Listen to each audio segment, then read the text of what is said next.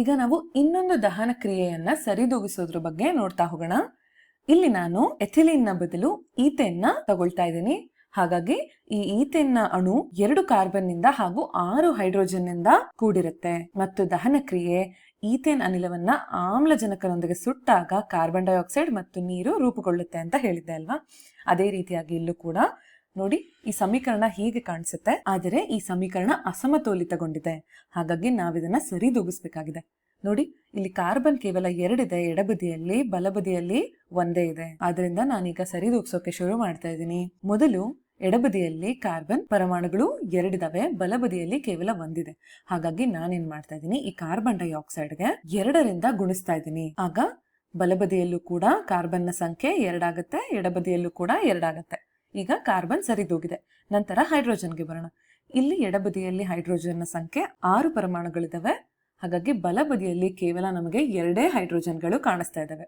ಮತ್ತೆ ನಮಗಿದು 6 ಸಂಖ್ಯೆಯಲ್ಲಿ ಬೇಕಂದ್ರೆ 3ರಿಂದ ನಾವು 2ನ್ನ ಗುಣಿಸಿದಾಗ ನಮಗೆ 6 ಹೈಡ್ರೋಜನ್ಗಳು ಸಿಗುತ್ತೆ. ಹಾಗಾಗಿ ನಾನು ಈ ನೀರಿನ ಅಣುವನ್ನ 3ರಿಂದ ಗುಣಿಸ್ತಾ ಇದ್ದೀನಿ. ಈಗ ನಮಗೆ ಕಾರ್ಬನ್ ಹಾಗೂ ಹೈಡ್ರೋಜನ್ 2 ಸರಿದೂಗಿದೆ. ಉಳಿದಿರೋದೇನು? ಆಕ್ಸಿಜನ್ ಮಾತ್ರ. ಬಲಬದಿಯಲ್ಲಿ ನಮಗೆ ಆಕ್ಸಿಜನ್ 2 × 2 4 ಹಾಗೂ 3 ಆಕ್ಸಿಜನ್ಗಳು ಈ ನೀರಿನ ಅಣುವಲ್ಲಿ ಕಾಣಿಸ್ತಾ ಇದೆ. ಹಾಗಾಗಿ 4 + 3 7 ಆಕ್ಸಿಜನ್ಗಳು ಕಾಣಿಸ್ತಾ ಇದಾವೆ. ಆದ್ರೆ ಎಡಬದಿಯಲ್ಲಿ ಕೇವಲ 2 ಆಕ್ಸಿಜನ್ ಇದಾವೆ. ಇನ್ನು ನಮಗೆ 5 ಆಕ್ಸಿಜನ್ ಹೆಚ್ಚಾಗಿ ಬೇಕಾಗುತ್ತೆ. ಹಾಗಾದ್ರೆ 2ನ್ನ ನಾವು ಯಾವುದರಿಂದ ಗುಣಿಸಿದ್ರೆ ನಮಗೆ 7 ಆಕ್ಸಿಜನ್ಗಳು ಸಿಗುತ್ತೆ ಅಂತ ನೋಡೋಣ. 2ರಿಂದ ನಾವು 3.5 ನಾವು ಗುಣಿಸಿದ್ರೆ ನಮಗೆ 7 ಸಿಗುತ್ತೆ ಅಲ್ವಾ. ಗಣಿತ ಜ್ಞಾನವನ್ನ ನೀವು ಹೊಂದಿದ್ರೆ ಇದಕ್ಕೆ ನಿಮಗೆ ಉತ್ತರ ಸಿಗುತ್ತೆ. ನೋಡಿ, ಈ ರೀತಿಯಾಗಿ 3.5ರಿಂದ ನಾವು 2ನ್ನ ಗುಣಿಸಿದ್ರೆ 7 ಪರಮಾಣುಗಳ ಆಕ್ಸಿಜನ್ ನಮಗೆ ಸಿಗುತ್ತೆ. ಆದ್ರಿಂದ ನಾನು ಎಡಬದಿಯಲ್ಲಿ ಆಕ್ಸಿಜನ್ ನ ಬಳಿ 3.5 ಅಂತ ಬರ್ಕೊಂಡಿದ್ದೀನಿ. ಆದ್ರೆ ನಾನು ನಿಮಗೆ ಹೇಳಿದ್ದೆ ಹಿಂದೆನೆ, ನಾವು ಸಾಮಾನ್ಯವಾಗಿ ಈ ಸಮೀಕರಣಗಳನ್ನ ಬರೆಯುವಾಗ ಭಿನ್ನ ರಾಶಿಗಳನ್ನ ಹಾಗೆ ದಶಮಾಂಶಗಳನ್ನ ಹೊಂದೋದಿಲ್ಲ. ನಾವು ಯಾವಾಗಲೂ ಪೂರ್ಣ ಗುಣಾಂಕಗಳಿಂದನೇ ಸಮೀಕರಣಗಳನ್ನ ವ್ಯಕ್ತಪಡಿಸ್ತೀವಿ.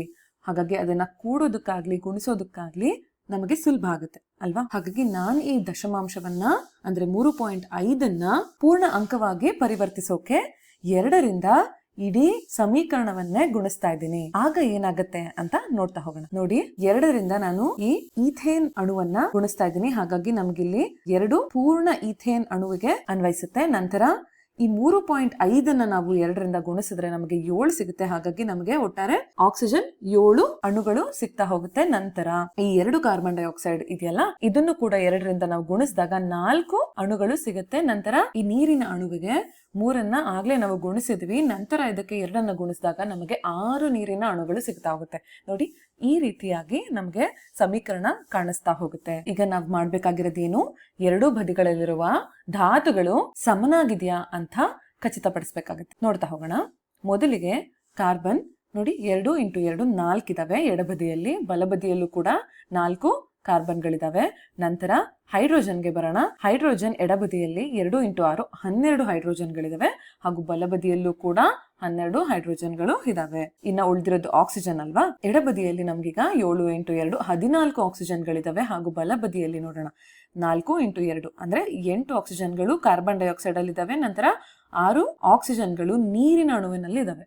ಹಾಗಾಗಿ 8 + 6 ಇಲ್ಲೂ ಕೂಡ 14 ಆಕ್ಸಿಜನ್ಗಳಿದಾವೆ. ಈಗ ನಮಗೆ 2 ಬದಿಗಳಲ್ಲಿ ಸಮೀಕರಣ ಸರಿದೂಗಿದೆ. ಈಗ ನಿಮಗೆ ಹೆಚ್ಚು ಸಂಕೀರ್ಣವಾಗಿರುವಂತಹ ಸಮೀಕರಣಗಳನ್ನ ಹೇಗೆ ಸರಿದೂಗಿಸೋದು ಅಂತ ಅರ್ಥ ಆಗಿದೆ ಅಂತ ಭಾವಿಸ್ತೀನಿ. ಮೊದಲು ನೀವು ಅತಿ ಹೆಚ್ಚು ಸಂಕೀರ್ಣ ಸಂಯುಕ್ತಗಳನ್ನ ಗಮನಿಸಬೇಕು. ಅದನ್ನ ನಾವು ಮೊದಲು ಸರಿದೂಗಿಸ್ಬೇಕು. ನಂತರ ಕಡಿಮೆ ಧಾತುಗಳಿರುವಂತಹ ಅಣುವಿಗೆ ಬರಬೇಕು. ಆಗ ನಮಗೆ ಸಮೀಕರಣಗಳನ್ನ ಸರಿದೂಗಿಸೋದು ಬಹಳ ಸುಲಭವಾಗಿ ಕಾಣಿಸುತ್ತೆ. ಇದೇ ರೀತಿಯಾದ ಹೆಚ್ಚಿನ ಸಮೀಕರಣಗಳನ್ನ ಸರಿದೂಗಿಸೋಕೆ ಪ್ರಯತ್ನ ಪಡಿ.